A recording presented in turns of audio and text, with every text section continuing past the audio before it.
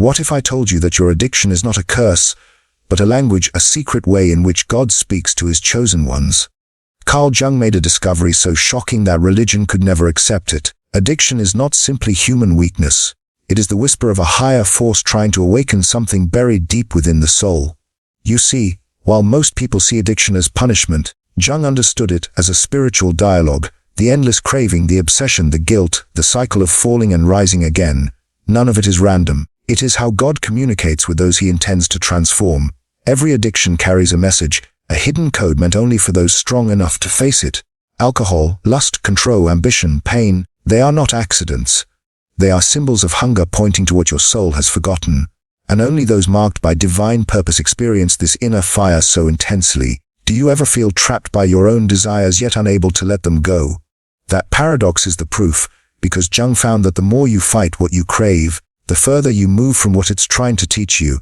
Addiction is not here to destroy you. It's here to reveal you. God speaks through the storm of your compulsions, through the urges you don't understand. He speaks in the silence after every fall when you can't recognize yourself anymore, because that's the moment he begins to reshape you. So before you condemn your addiction, listen. It may be the most personal conversation you've ever had with God, one that can only be heard by souls chosen to awaken. There is a hunger inside you that nothing seems to satisfy. You try to fill it with substances, with people, with achievements, with distractions. But no matter how much you consume, the emptiness returns stronger, deeper, more demanding than before. Jung called this the spiritual thirst. He believed that every addiction begins as a search for something sacred, something lost. When you reach for that drink, that substance, that forbidden pleasure, you are not simply being weak. You are responding to a call you do not yet understand. Your soul is screaming for meaning, and addiction is the only language it knows how to speak. This thirst is ancient. It has been with humanity since the beginning. But not everyone feels it with the same intensity. Only certain souls carry this burden, this relentless craving that refuses to be ignored. These are the ones Jung identified as chosen, marked by a divine restlessness that will not let them settle for ordinary life. You see, most people can drink without becoming addicted. Most people can experience pleasure without losing themselves to it.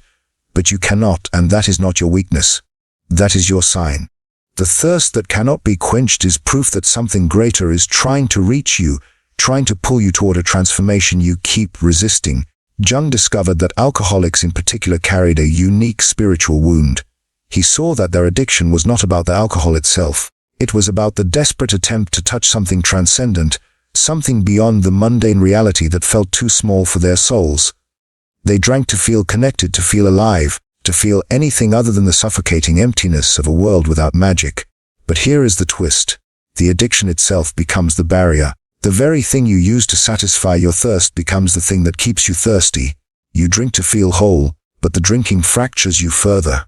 You chase the high to escape the pain, but the high deepens the pain. It is a paradox, a cruel cycle that seems designed to break you, yet Jung insisted this was intentional. This cycle is not random chaos. It is a divine mechanism, a spiritual test designed specifically for those strong enough to endure it. God does not speak to everyone through addiction, because not everyone needs this particular lesson. But for those who do, the message is always the same. What you seek outside yourself can only be found within. The thirst you feel is real, but you have been looking in the wrong direction. You have been trying to satisfy a spiritual need with material solutions. You have been trying to fill a God-shaped hole with things that can never fit. And every time you try, the hole grows larger, the thirst grows stronger, and you feel more lost than before. This is where most people give up. They see the endless cycle and conclude they are broken, cursed, unworthy. But Jung saw something different. He saw that the intensity of your craving is proportional to the depth of your calling. The more you suffer, the greater your potential for awakening. The thirst that cannot be quenched is not your punishment. It is your preparation. God speaks to his chosen ones through this impossible hunger, because only through it can they learn the most important truth. Nothing in this world will ever be enough. Not success, not love, not power, not pleasure, nothing. And once you truly understand this, once you stop fighting it and start listening to it, the thirst begins to transform. It stops being about filling yourself and starts being about emptying yourself. It stops being about escape and starts being about encounter. The craving that once drove you to destruction becomes the doorway to something you never imagined possible. A direct connection to the divine source that has been calling you all along. But you cannot reach this point while you are still fighting. You cannot hear the message while you are still drowning in guilt and shame. You must first accept that your addiction is not your enemy. It is your teacher, your guide, the thorn in your flesh that will not let you rest until you finally turn inward and face what you have been running from. The thirst will never be quenched by anything outside you. That is the brutal truth Jung understood. But here is the hope. It was never meant to be. The thirst is the call. The craving is the invitation. And your addiction is the only thing powerful enough to force you to finally answer. You have tried to quit 1,000 times. You have promised yourself, promised others, maybe even promised God that this time would be different. And yet you fell again and again and again. Each relapse feels like proof of your failure, evidence that you are too weak, too broken, too far gone to ever be saved. But what if falling is not the opposite of rising? What if every collapse is actually a step forward in a journey you do not yet understand? Jung believed that the repeated cycle of addiction and relapse was not a sign of failure, but a necessary descent into the parts of yourself you have spent your whole life avoiding. He called it the encounter with the shadow. This is the dark side of your personality, the aspects of yourself you reject, deny and bury deep beneath the surface. Your anger, your shame, your fear, your hidden desires, everything you pretend does not exist. But addiction has a way of dragging all of it into the light. Every time you fall, you are forced to confront something true about yourself, something you would never face if life were comfortable. The addict cannot hide behind social masks or polite pretenses. The addiction strips away all the layers, all the defenses until you are standing naked before yourself and before God. And that is precisely the point. Most people go through life never truly knowing themselves. They build identities based on what others expect, what society approves, what feels safe.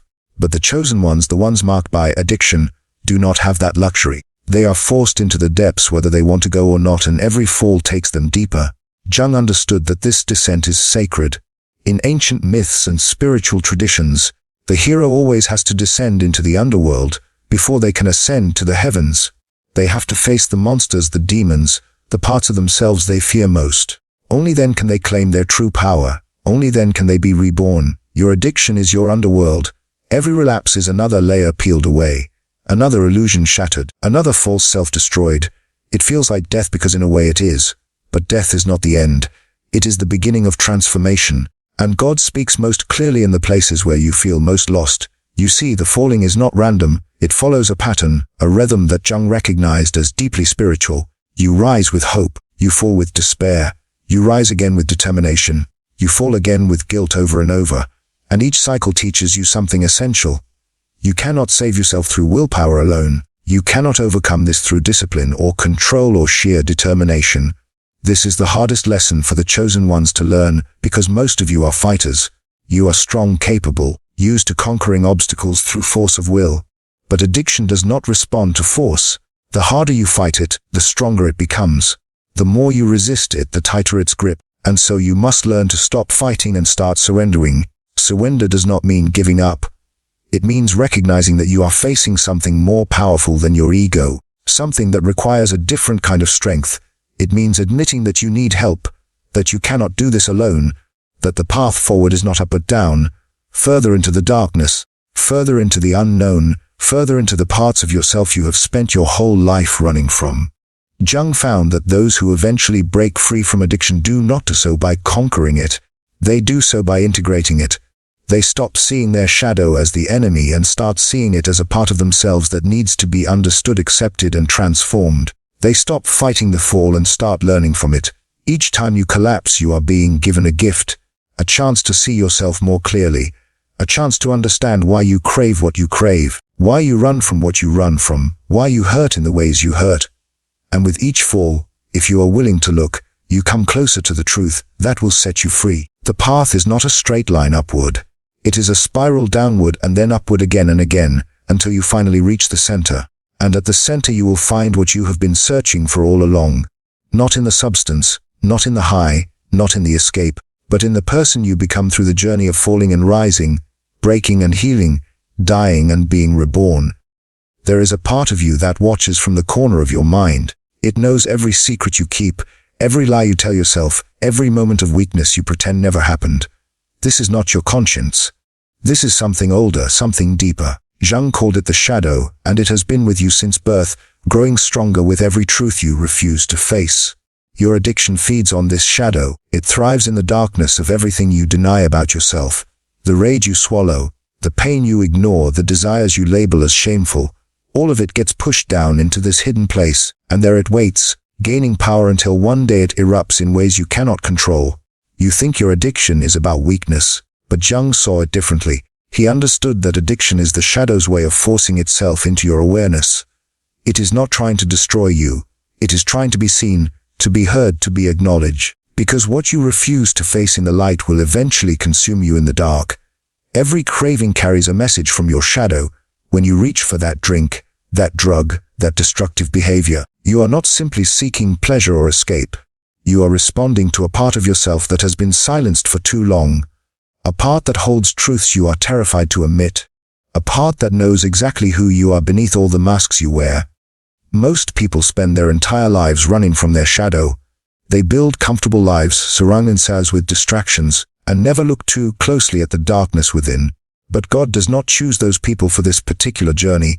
He chooses the ones who cannot run, the ones whose shadows refuse to stay hidden, the ones whose inner darkness becomes so loud it drowns out everything else. This is why your addiction feels so powerful, so overwhelming, so impossible to resist. It's not just a habit or a chemical dependency. It is your shadow demanding recognition, and the more you fight it, the more you judge it, the more you hate yourself for it, the stronger it becomes. Because shadows grow in proportion to the light you try to force upon them. Jung discovered something revolutionary. You cannot kill your shadow. You cannot pray it away, discipline it away, or shame it away. The only way forward is through integration. You must turn toward the darkness, look it in the face and say its name. You must acknowledge the parts of yourself you have spent years denying. The anger, the selfishness, the fear, the weakness, the hunger for things you were taught to reject. This is terrifying work. It requires a kind of courage most people will never need. Because when you finally look at your shadow, you see everything you have been taught to despise. You see the monster you were convinced you could never be. You see the truth that society, family, religion all told you to hide. And in that moment, you have a choice. Reject it again and sink deeper into addiction, or accept it and begin the process of transformation. The chosen ones are given this burden because they have the capacity to bear it. God knows that not everyone can face their shadow and survive. Not everyone can stare into their own darkness without being consumed by it. But those marked by addiction have no choice. Their shadow will not let them rest. It will keep pushing, keep demanding, keep destroying everything they build until they finally stop running and turn around. When you do, something unexpected happens. The shadow does not destroy you. Instead, it reveals gifts you never knew you had. Hidden within your darkness are strengths you suppressed, talents you ignored, truths you were afraid to speak. Your shadow knows who you really are, stripped of all pretense and social conditioning. And once you integrate it, once you accept it as part of yourself, the addiction begins to lose its power. Because addiction only has control when you are divided against yourself. When part of you wants to stop and another part cannot. When your conscious mind says no but your shadow says yes. This internal war is exhausting, and the addiction feeds on that exhaustion. But when you finally make peace with your shadow, when you stop fighting yourself and start understanding yourself, the war ends. Jung believed that this integration was the true goal of spiritual development. Not perfection, not purity, not becoming some idealized version of yourself, but wholeness, becoming complete by accepting all parts of yourself, light and dark, good and bad, noble and shameful. This is what it means to be truly human. This is what God is trying to teach His chosen ones through the brutal classroom of addiction. Your shadow knows your name because it is you, the real you, the complete you, not the version you show the world, but the version that exists beneath all the layers of conditioning and fear. And until you acknowledge it, until you speak its name out loud and claim it as your own, you will never be free. The addiction will continue because the shadow will continue demanding to be seen. But once you do this work, once you face what you have been running from, something miraculous happens. The craving that once controlled you becomes a compass pointing toward your hidden self. The addiction that once destroyed you becomes the catalyst for your greatest transformation. And the shadow that once terrified you becomes your most trusted guide into the depths of your own soul. The bottle promises peace but delivers chaos. The substance offers freedom but brings chains. The behavior guarantees pleasure but produces pain. This is the great deception of addiction, and Jung understood it completely. What you crave is never what you actually need. You already know this. Every time you give in to the craving, there is a moment of relief, maybe even joy, but it never lasts. Within hours, sometimes minutes, the emptiness returns deeper than before, hungrier than before, and you find yourself right back where you started. Except now you carry the additional weight of guilt and shame. This cycle is not an accident. It is a design. Because the craving is not about the substance or the behavior at all. It is about something missing inside you. Something that has been absent for so long you have forgotten what it feels like. Jung called this the God-shaped void, and he believed that every addiction is ultimately a misdirected search for the divine. You are looking for transcendence in a bottle. You are searching for meaning in a high. You are trying to find love in behaviors that isolate you. The direction is wrong, but the impulse is sacred. Deep within your soul, you know there is something more, something greater, something beyond the ordinary experience of life. And you will do anything to touch it, even if it destroys you in the process. This is why simple solutions never work. People tell you to just stop, to have more willpower, to think about the consequences, but they do not understand that your addiction is not about the thing itself. It is about what that thing represents. It is a symbol, a placeholder for the spiritual connection you have lost or never had. When you drink, you are not really drinking. You are trying to dissolve the barriers between yourself and something infinite. When you use, you are not really seeking a high. You are trying to escape the prison of your limited perception. When you engage in destructive behaviors, you are not really pursuing pleasure. You are trying to feel alive in a world that has made you numb. Jung saw this pattern in every addict he worked with. They were not morally weak or fundamentally flawed. They were spiritually hungry in a world that had forgotten how to feed the soul. They were seeking God in all the wrong places because nobody had taught them where to look. And their addiction was both the problem and the pointer, simultaneously destroying them and showing them what they truly needed. The great tragedy is that what you crave will never satisfy the need beneath it. You can drink an ocean and still be thirsty. You can chase every high and still feel empty. You can engage in the behavior 1,000,000 times and still feel disconnected because you are using finite things to satisfy an infinite hunger. You are using material solutions for spiritual problems and it will never ever work. But here is where the teaching becomes profound. The fact that nothing satisfies you is not a curse. It is a clue. It is God whispering through your dissatisfaction, telling you that you were made for something more. Your inability to be content with ordinary pleasures is actually evidence of your extraordinary calling. You are marked by divine restlessness, and that restlessness will not let you settle until you find what you are truly looking for. Jung believed that addicts were closer to God than most people precisely because of this hunger. They could not be satisfied with comfortable lies or shallow pleasures. They needed something real, something deep, something that could actually fill the void. And though their methods were destructive, their instinct was correct. There is something more, and it is worth any sacrifice to find it. The shift happens when you stop trying to satisfy the craving and start investigating it. When you pause before reaching for your substance and ask, what am I really looking for right now? What do I hope this will give me? Connection, peace, escape, meaning. And then you ask the deeper question, where can I actually find that? This is when the addiction begins to transform from master to teacher. The craving becomes a signal alerting you to unmet needs, unhealed wounds, unfulfilled longings. Instead of judging it or fighting it, you start listening to it. You start treating it as valuable information about your inner world. And slowly you learn to distinguish between the surface desire and the deeper need beneath it. What you crave is not what you need. The alcohol is not the answer. The drug is not the solution. The behavior is not the cure.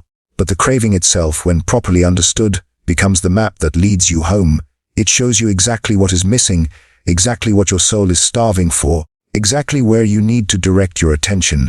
And when you finally give yourself what you actually need, when you feed your soul instead of your addiction, something shifts. The craving does not disappear immediately, but it changes quality.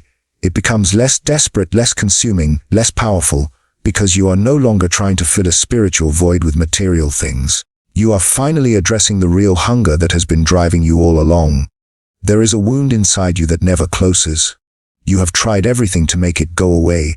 You have numbed it, ignored it, covered it with distractions and achievements and relationships. But no matter what you do, it remains raw, open, bleeding beneath the surface of your carefully constructed life. Jung understood that some wounds are not meant to heal in the conventional sense.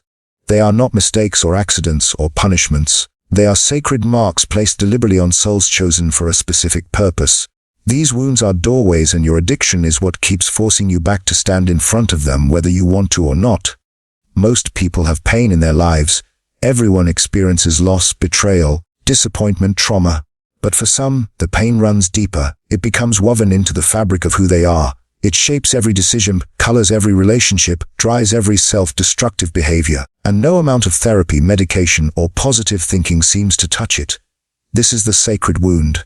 It is the thorn in your flesh that will not be removed no matter how much you beg. It is the burden you carry that makes you different from everyone around you. And Jung believed it was the price of being chosen, the mark that separates those destined for ordinary lives from those called to extraordinary transformation. Your addiction exists in direct relationship to this wound. When the pain becomes unbearable, you reach for your substance. When the wound tears open again, you seek your escape. The addiction and the wound are locked in an eternal dance, each one feeding the other, each one keeping you trapped in a cycle that feels impossible to break. But here is what Jung discovered. The wound is not your enemy, it is your greatest teacher. Every time it opens, every time it bleeds, every time it reminds you of its presence, it is trying to show you something essential about your purpose. The wound contains the very thing you care to learn, to heal in others, to transform into wisdom. Think about it. The deepest wounds create the deepest sensitivity. The person who has never experienced abandonment cannot truly understand someone who has. The person who has never felt soul-crushing shame cannot sit with someone drowning in it. But you can. Your wound has given you access to levels of human suffering that most people will never comprehend. And that access is not random. It is intentional. God wounds his chosen ones in specific ways because he needs them to reach specific people. Your pain is not meaningless. It is preparation. Every moment you have spent in the darkness, every night you have cried yourself to sleep, every time you have wanted to give up, you are being trained. Trained to understand, to empathize, to guide others who will one day walk the same path. But you cannot access this gift while you are still fighting the wound, while you are still trying to make it disappear, still treating it as something wrong with you, still believing that healing means never hurting again. Jung taught that true healing is not the absence of the wound, but the transformation of your relationship to it. The sacred wound becomes sacred when you stop seeing it as your weakness and start seeing it as your strength. When you stop asking why it happened to you and start asking what it is trying to teach you. When you stop demanding that it close and start learning to live within, using it as a source of compassion rather than a source of shame. This is incredibly difficult work because everything in you wants the pain to stop. You want to be normal, to be free of this burden, to live without this constant ache in your chest. But the wound refuses. It keeps reopening, keeps demanding attention, keeps forcing you back into the pain you desperately want to escape. And your addiction becomes the only relief you can find. Jung saw this pattern clearly. The addict runs from the wound into the addiction, but the addiction eventually drives them back to the wound. It is a cruel circle, but also a sacred one. Because each time you return, you have the opportunity to see the wound differently, to understand it more deeply, for it is not destroying you, but refining you. The chosen ones carry wounds that refuse to heal because those wounds are meant to stay open, not forever in the same way, but open as channels, as pathways, as points of connection between their pain and the pain of others. The wound that will not close becomes the very thing that allows grace to flow through you. It becomes the crack where the light gets in, the broken place where healing begins for everyone you touch. But you must first stop fighting it. Stop hating yourself for being wounded. Stop believing that your pain disqualifies you from purpose. Stop treating your sensitivity as weakness and your struggles as failure, because the wound is not evidence that God has abandoned you. It is evidence that he has marked you for something you cannot yet see. Your addiction has been protecting you from the full weight of this wound. It has been a buffer, a shield, a way to survive pain that felt unsurvivable. And perhaps it was necessary for a time. Perhaps you needed that protection until you were strong enough to face what lies beneath. But eventually the protection becomes the prison. The very thing that helped you survive becomes the thing that prevents you from living. When you are ready, when the pain of staying the same finally exceeds the fear of change, you will begin to approach your wound differently. Not with hatred or shame, but with curiosity, not demanding that it disappear, but asking what it has to teach you. And in that moment of turning toward instead of away, everything shifts. The wound does not close, but it transforms. It becomes less about your personal suffering and more about your shared humanity. It becomes less about what was done to you and more about what you can offer others. It becomes the source of your greatest gift, the ability to sit with someone in their darkest moment and say without words, I know, I have been there, you are not alone. This is why God speaks to his chosen ones through addiction and through wounds that refuse to heal. Because only those who have descended into the deepest darkness can guide others out of it. Only those who have carried unbearable pain can help others bear theirs. And only those who have learned to live with a sacred wound can teach others that brokenness is not the end of the story, but the beginning of a new one. So now you stand at the edge of understanding, looking back at everything the fire has revealed. The thirst that could not be quenched was teaching you that nothing in this world will ever be enough.